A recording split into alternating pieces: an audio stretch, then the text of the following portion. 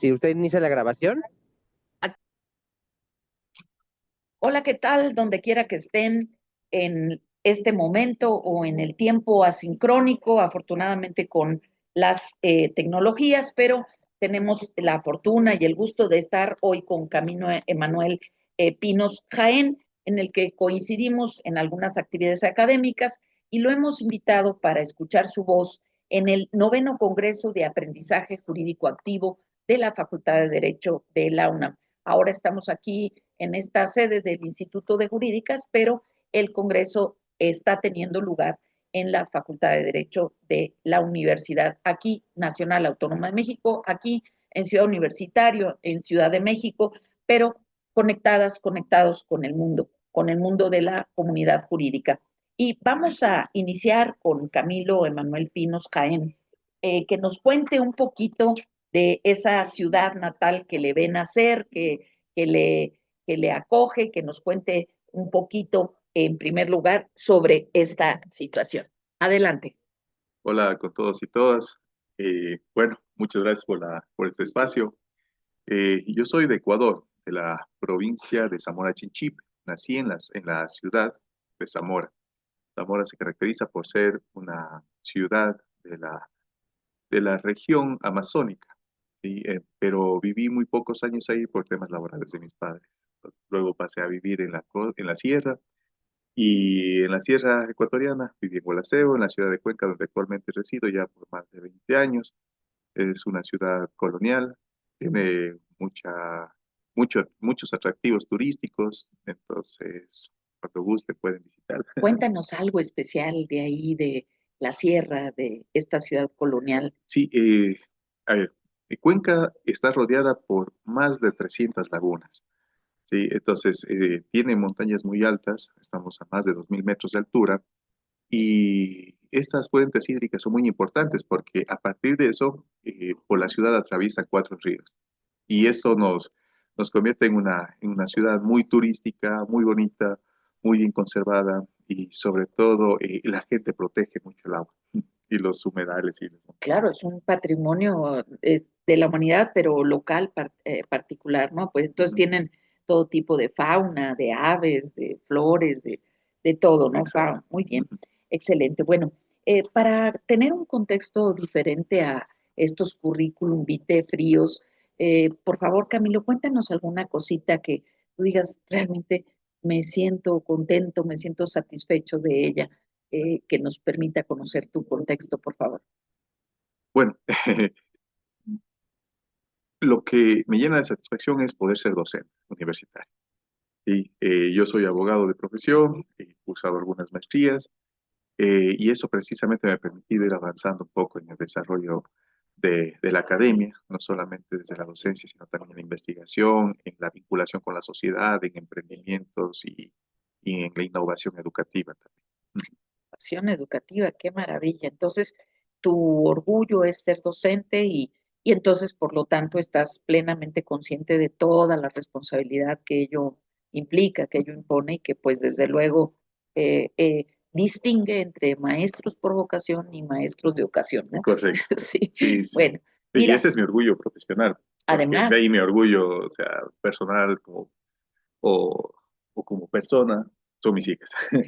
claro, ¿no? Sí. Pues desde luego, yo creo que esa es la profesión más Bueno, más duradera y más importante, más intensa, y no todos tenemos ciertamente esa vocación, pues es que yo siento que la formación de una persona así en un nivel tan cercano realmente es un desafío enorme, hay que saber de todo, hay que estar acompañando con calidad y bueno, son muchos desafíos. Bien.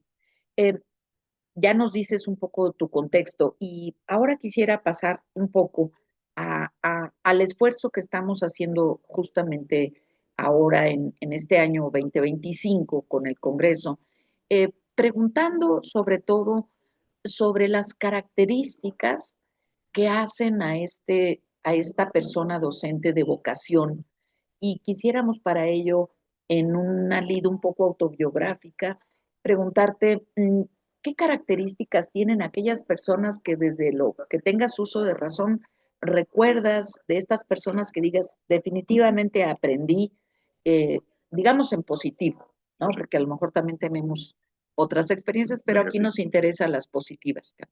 Perfecto. Sí, yo creo que un buen docente primero es una muy buena persona y eso se lo refleja no solamente en el trato, sino también en la forma en cómo se dirige hacia sus estudiantes, ¿no? Y como bien lo mencionaba, ¿no? Hay experiencias positivas y negativas, pero de entre las experiencias positivas, por ejemplo, destaco la de alguien que ha sido como mi maestro y la persona que me ha guiado y me ha orientado y me sacó de un área del derecho para llevarme a otra que no me había gustado cuando era estudiante, pero luego me fue enseñando, me fue explicando, me ha apoyado en muchas ocasiones y me refiero, por ejemplo, al doctor Enrique Pozo. Él es más que un buen profesional, porque es un espectacular profesional, es una gran persona.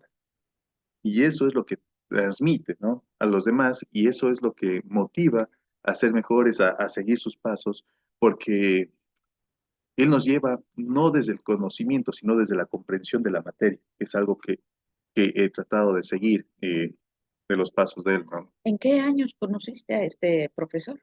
Ya lo conocí cuando él era decano en la Universidad Católica de Cuenca, en la carrera de Derecho. ¿En qué materias? Él fue mi profesor en la materia de Derecho Procesal Constitucional. Ujú. Y hasta la universidad, ¿no? ¿Tienes a alguien que Sí, haya marcado tu... él es la persona que marcó. Lo que pasa es de que no me gustaba la materia, pero me gustaba la forma en cómo impartía la clase. Ajá, pero a lo que yo me refiero es de que desde que tienes uso de razón, es hasta la universidad que encuentras una persona docente que te impacta. Realmente antes no hay tal figura. Antes teníamos, por lo general, algunos profesores que eran muy buenos, muy serios o muy estrictos. Incluso antes era muy común, por ejemplo, que los profesores nos den con la regla en la mano o nos salen la patilla por cualquier travesura que hagamos, ¿Cuántos ¿no? En la años escuela. tienes? Si se puede saber, Carlos. 39. Fíjate, muy Sí, joven y todavía existen esas prácticas. Qué sí, barbaridad. eso en la Esto, escuela. aquí decíamos, con la letra con sangre entra y yo creo que eso hay que erradicarlo a la brevedad, Creo que ¿no? es una frase que se ha trasladado por toda América Latina, ¿no? Porque siempre hemos conversado con algunos amigos argentinos, colombianos, chilenos, bolivianos, Y y existe eso. existe ese rasgo, ¿no? Como el profesor estricto que siempre Qué feo, qué trataba, mal. ¿no? O el que lanzaba el borrador, ¿no?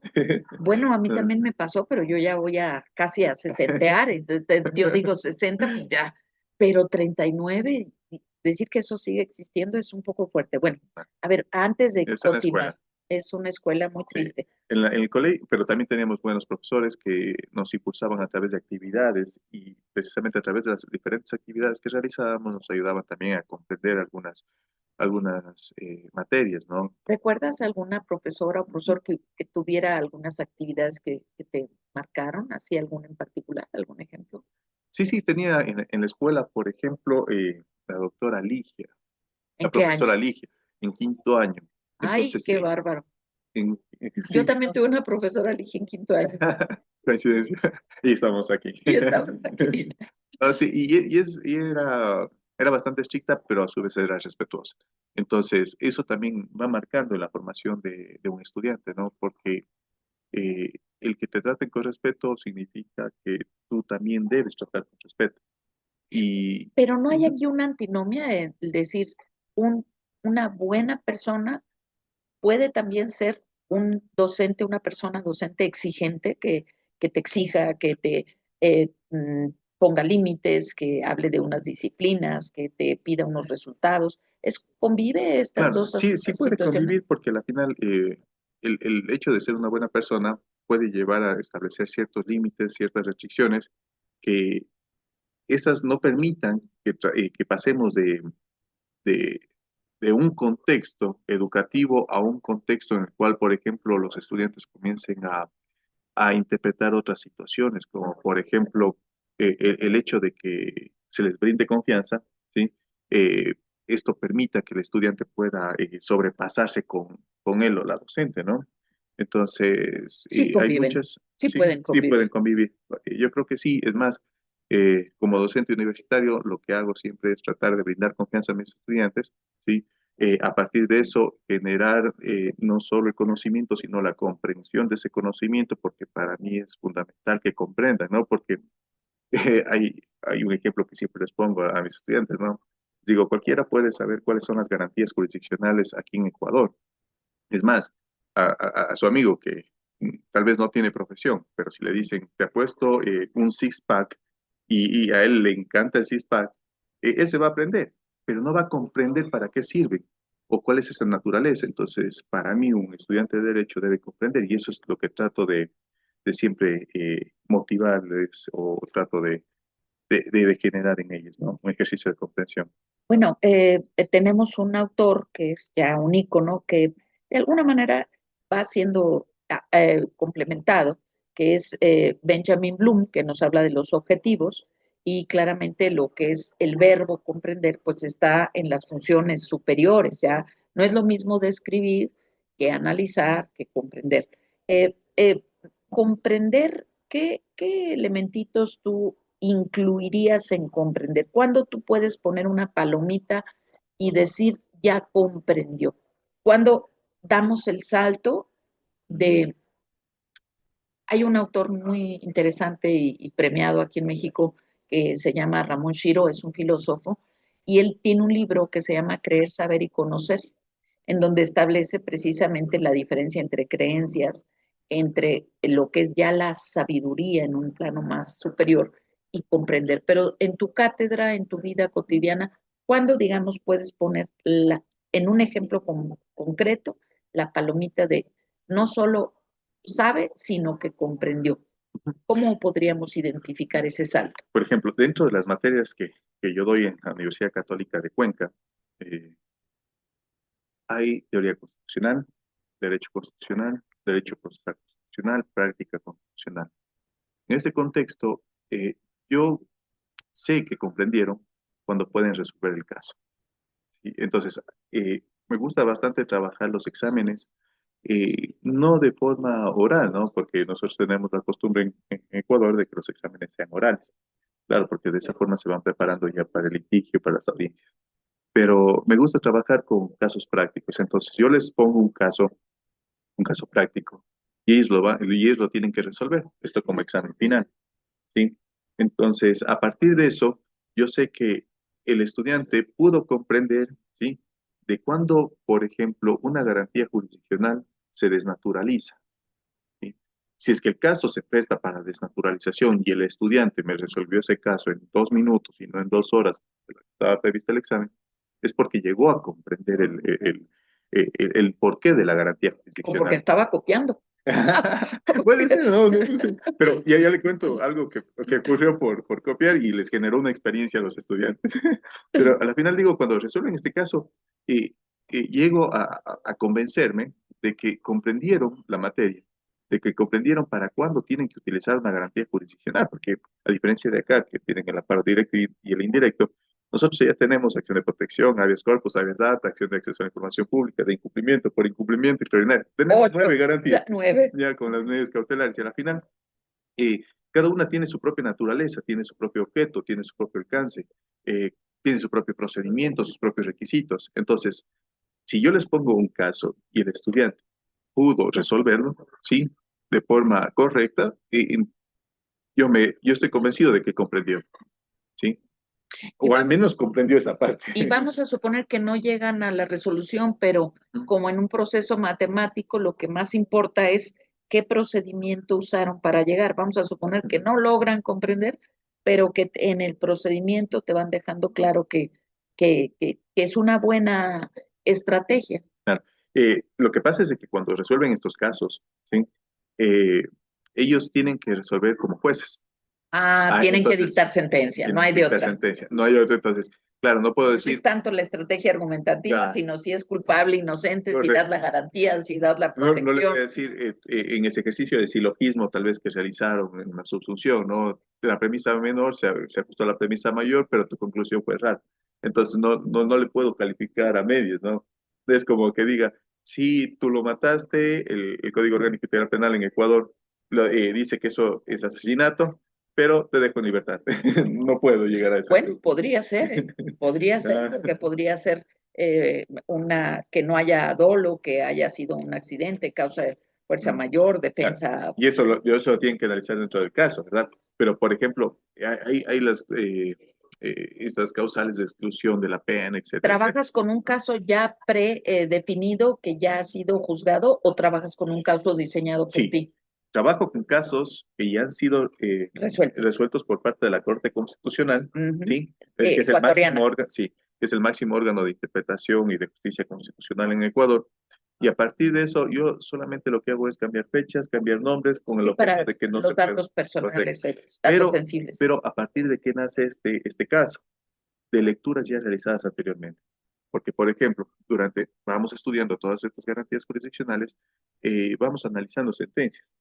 Sí, porque quiero que identifiquen no solamente en teoría, sino también en la práctica cómo se están desarrollando estos temas y del por qué es importante la jurisprudencia o el sistema de precedentes ecuatoriano.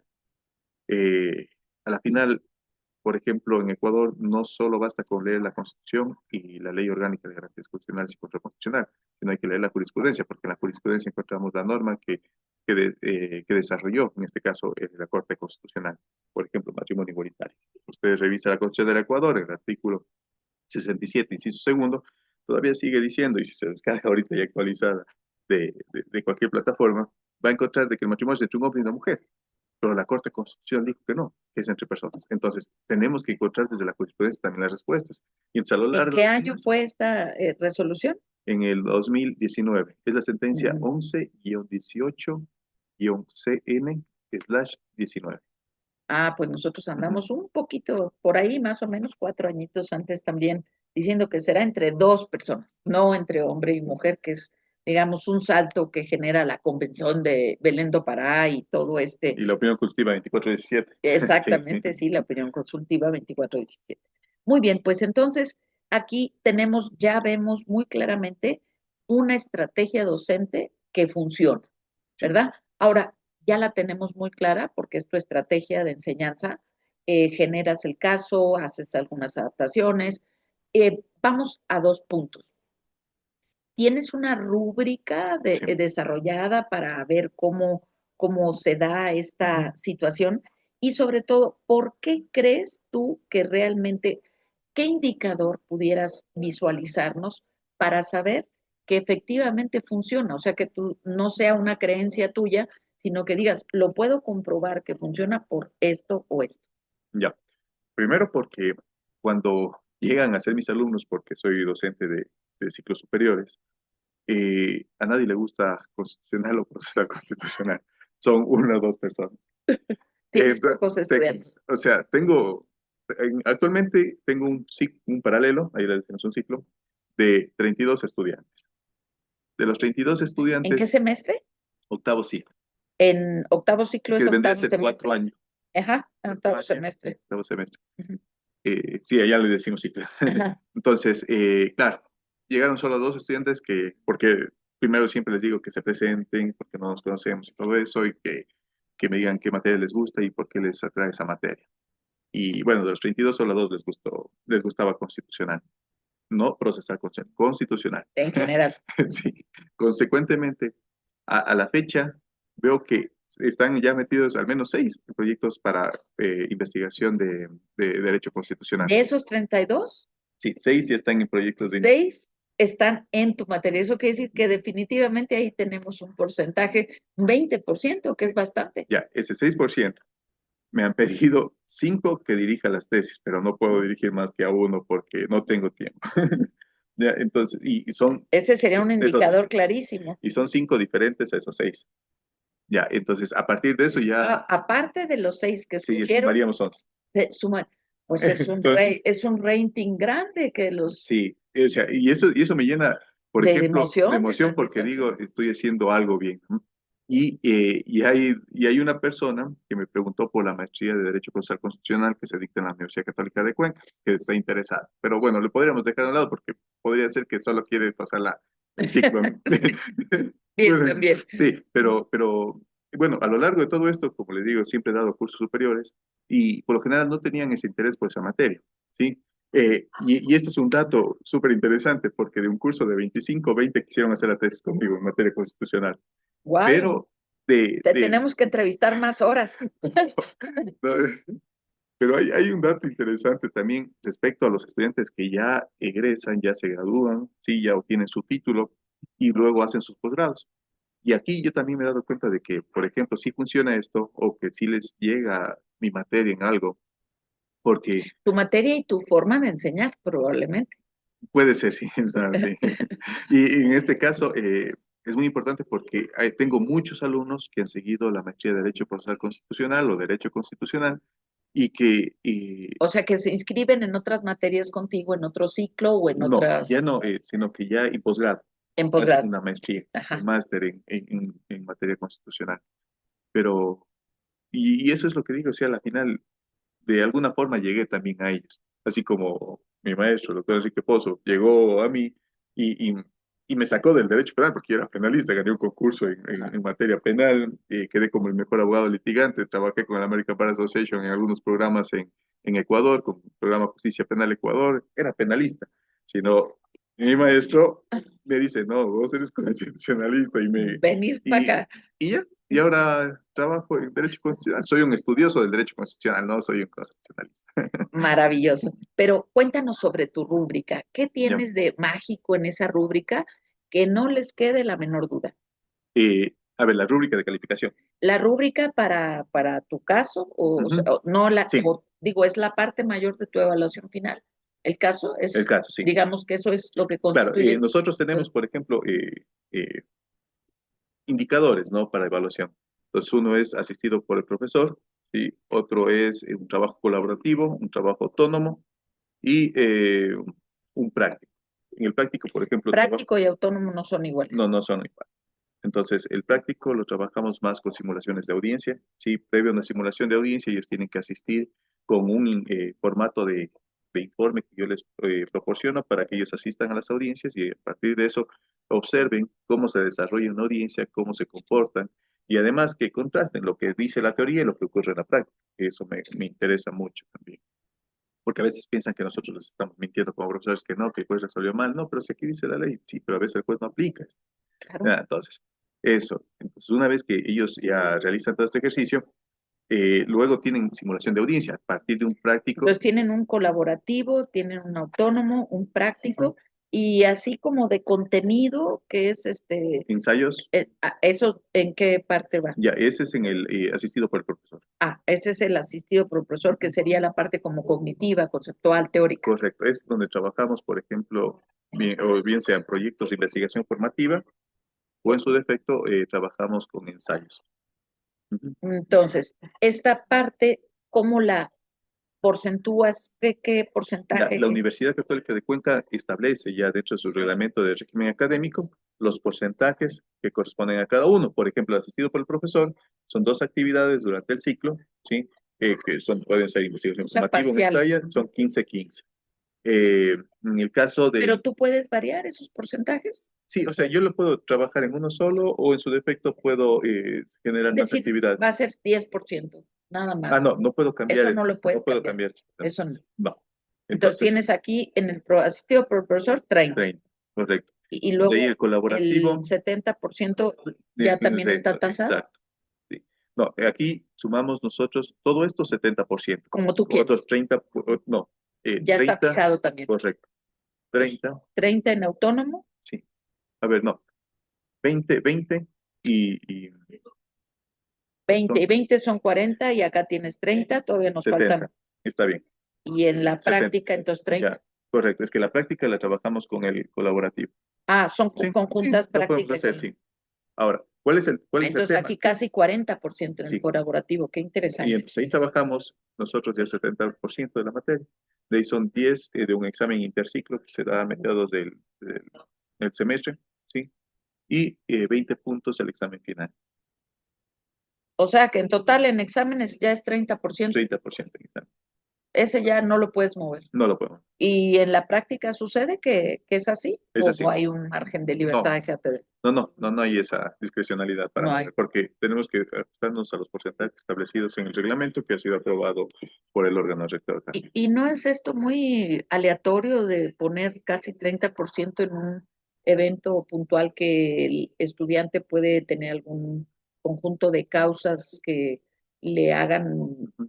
no hay Sí, es un más, riesgo aquí. sí, sí hay un riesgo y hay un riesgo adicional en este examen de 20, Claro, que la nota mínima que puede obtener son 10 puntos. Porque ¿qué es lo que sucede? Que hay muchos ¿evalúan estudiantes, sobre 50? no, de estos Perdón, 20 puntos, ajá, lo mínimo que el estudiante puede sacar es 10, 10. Caso contrario, se queda en supletorio o no pasa. no sé, o sea, tiene un segundo intento después, Ah, ya, como lo ya, dicen aquí. tienen, sí, sí, reposición o, no, bueno, Exacto, ya un supletorio, no sé. ujú, supletorio. Entonces, eso es lo que se ha ido generando precisamente porque hay estudiantes que ya llegan hasta acá con los 70 y con 70 pasan el ciclo y dicen, ya no estudio. Y llegan al Y llegan final al final, ya no estudian y llegan. y entonces puede Ya ser acá que está no. cartera.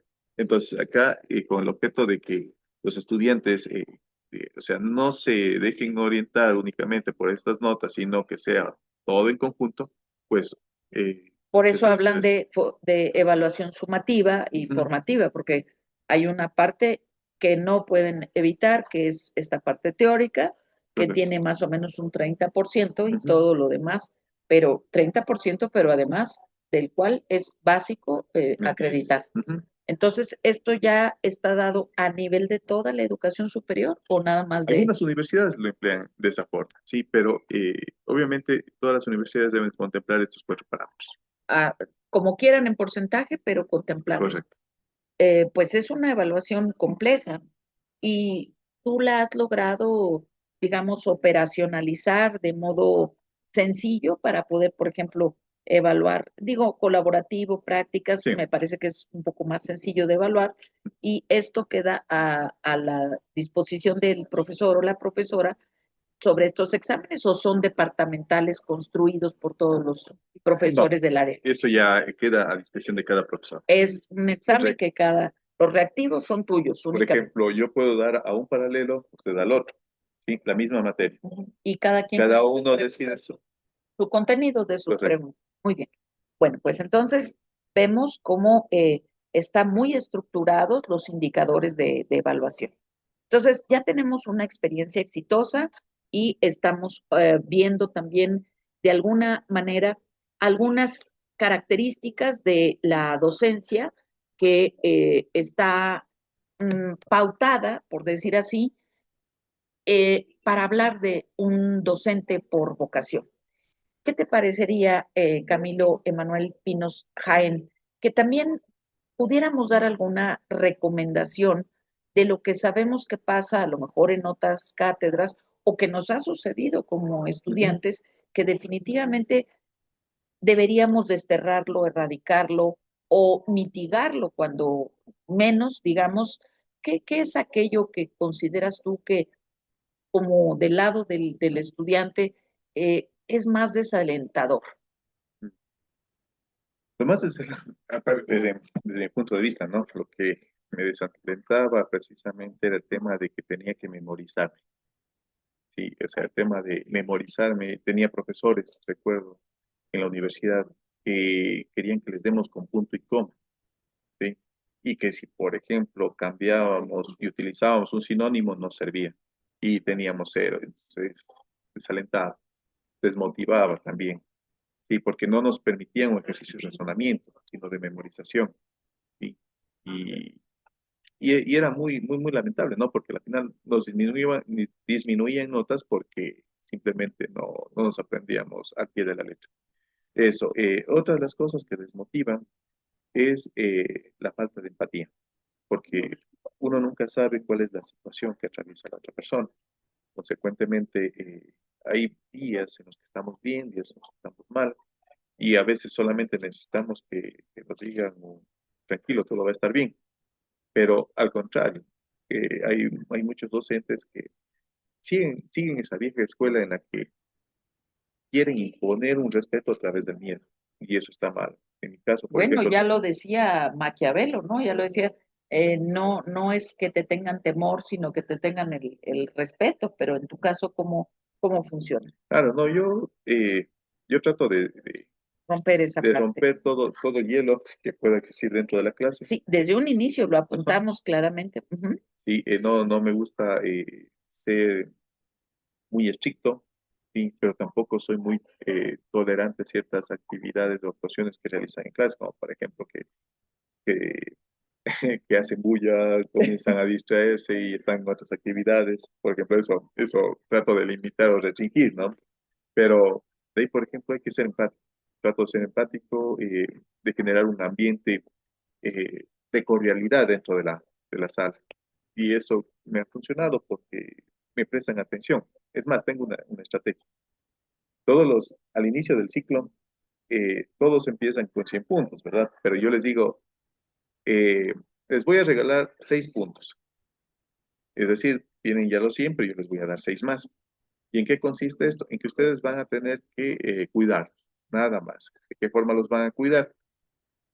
Hay dos palabras o dos términos que se utilizan en derecho procesal, que es proponer e interponer. ¿Ya? Y por lo general, los códigos, la misma constitución, tienen errores semióticos o en su defecto tienen errores de técnica legislativa que confunden estos dos términos. Y por ejemplo dicen, voy a interponer la acción de protección, ¿sí? Cuando lo correcto es proponer, porque la acción de protección es un acto propositivo, es una demanda. Entonces, en ese contexto les digo, ustedes lo único que tienen que hacer es corregirme cuando yo diga, interpongo la demanda, ¿sí? O cuando alguna, Incorrectamente. correcto, o cuando alguno de los compañeros diga, interpongo la demanda, ¿sí? O interpongo la acción. Si ustedes no corrigen, pierden un punto. Y así podemos llegar hasta -1. ¿Quieren o no quieren jugar? Entonces dicen, sí. Entonces, ¿qué trato con esto, no? De que mantengan la atención. Definitivamente. Sí. Entonces, me ha funcionado y aunque hemos llegado al 0, pero tratan de no llegar al -1.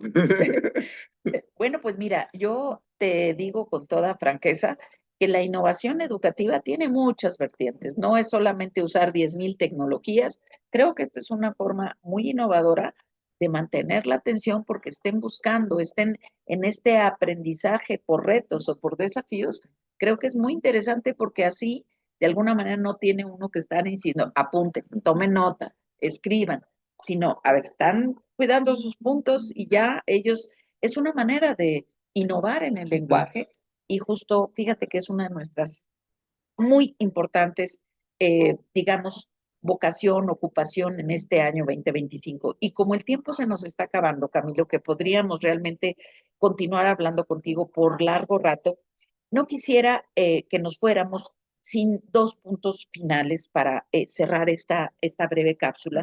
La primera que tiene que ver con ya nos dijiste la universal, que sería esta innovación, cuidar el lenguaje, cuidar cómo interponer, cómo introducir a aprendizaje por desafíos o por retos, pero tú precisamente que estás especializándote en esta innovación educativa, ¿cuál dirías que es una beta que pueda emplearse cuando definitivamente no tienes tecnologías? Porque ya vemos que a veces la tecnología no se puede, no hay el sistema, etcétera.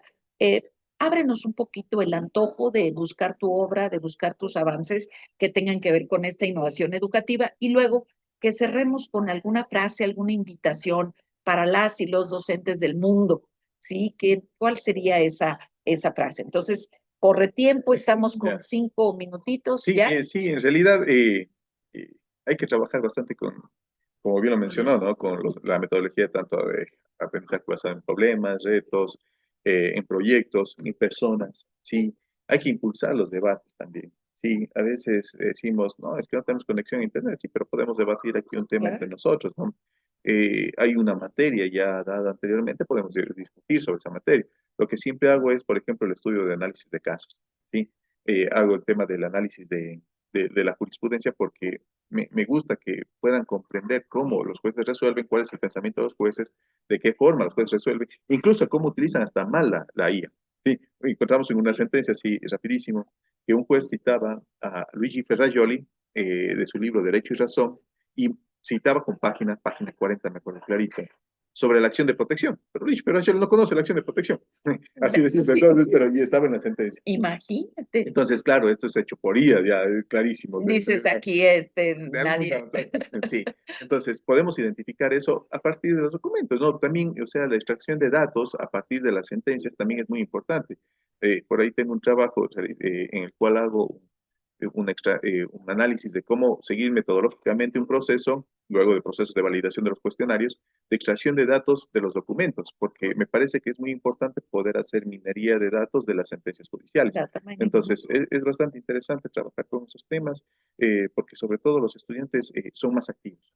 ¿Sí? Entonces, los estudiantes están trabajando en Y la esos datos. innovación consiste, por ejemplo, en invitarles a detectar el error o a... Correcto. Perfecto, excelente. Acabas de decir otra cosa que ya me convenció que tienes unas bases metodológicas, porque la gente cree que preguntar a otras personas, pues es cosa muy sencilla, pero no, tú tienes que validar tus cuestionarios, tus Correcto. preguntas, tienes una metodología para que quede perfectamente claro. Y no sé Y cómo están aquí, por ejemplo, pero en Ecuador, que lanzan no, cuestionarios, olvídate, encuestas, pero nunca sin están ninguna base, exacto. ni Y ni piloteadas, ni... siquiera tienen un muestreo o no nos demuestran cuál fue la metodología que utilizaron para la obtención del muestreo, sí, por qué seleccionaron esa población. No, no, no hay nada Claro, de eso. nada, nada.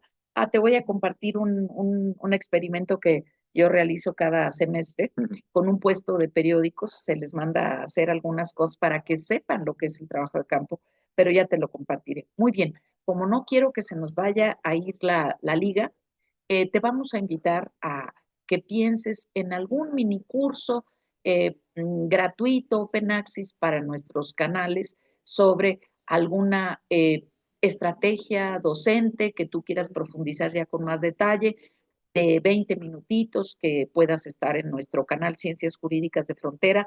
Pero ahorita, por lo pronto, para cerrar y despedirte con los honores correspondientes, ¿cuál sería este mensaje para que la persona docente se atreva a hacer innovación educativa sin que esto suene a ver qué se me ocurre, ¿no? Sin que suene a una ocurrencia puntual? Camilo Emanuel Pinos Jaén. Bueno, en derecho siempre decíamos que en el Estado legal los jueces son la boca de la ley, ¿no? Bueno, y así ocurría también con los docentes, ¿no? Los docentes eran la boca del conocimiento y se acababa. Entonces, ahora la invitación es a construir el conocimiento, pero Conjuntamente, conjuntamente.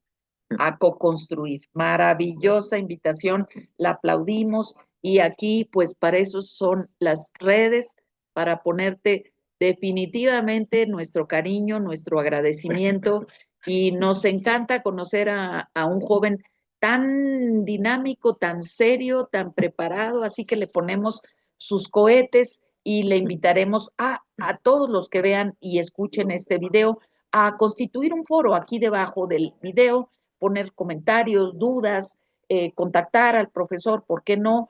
Y enviarnos alguna sugerencia, suscribirse, claro que sí, y regalarnos si este material les parece interesante, nuevas formas de aprender, de cuestionarnos, eh, constituir el video en un foro. Se acabó.